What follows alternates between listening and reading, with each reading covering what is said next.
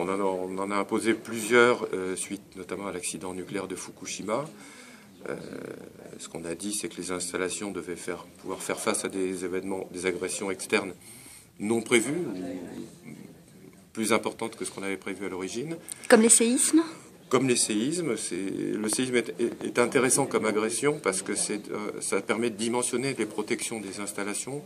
Une installation qui tient bien au séisme, sous réserve de bien la faire, elle a une bonne chance de tenir à une vague ou tenir à un missile.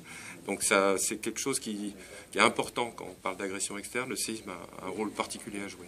Et donc nous, on a demandé aux installations de renforcer leur protection contre des séismes majorés, plus importants que maintenant, de rajouter des systèmes de sûreté, notamment pour pouvoir amener de l'eau pour refroidir soit un cœur de réacteur, soit une piscine en cas de problème, typiquement avec des leçons de Fukushima.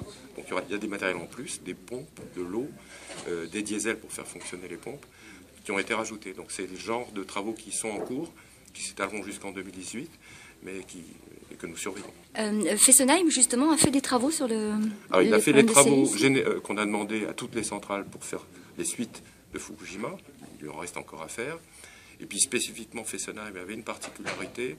Le plancher de l'enceinte de confinement, ce qu'on appelle le radier en béton, était moins épais que dans les autres centrales.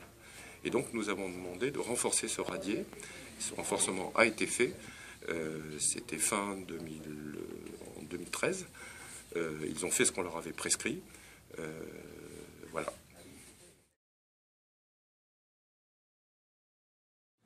Pour évaluer les coûts, ça sera à l'exploitant de le faire, ça c'est son rôle. Il faut d'abord qu'on s'entende sur les travaux à réaliser, si tant est qu'il y a un point d'accord. Mais il faut qu'on s'entende sur les travaux à réaliser, comme nous on arrête ce que l'on souhaite, a priori en 2018, que l'exploitant ensuite en tire les conséquences en termes de matériel précis qu'il souhaite choisir, et puis ensuite il doit chiffrer. Actuellement ils ont parlé de 55 milliards d'euros, c'est leur responsabilité d'industriel d'anticiper des choses et de proposer des choses. Par contre, pour l'instant, je n'ai pas examiné dans le détail ces propositions, parce qu'elles ne sont pas toutes complètement justifiées. Donc voilà, encore une fois, notre position sera définitivement acquise en 2018.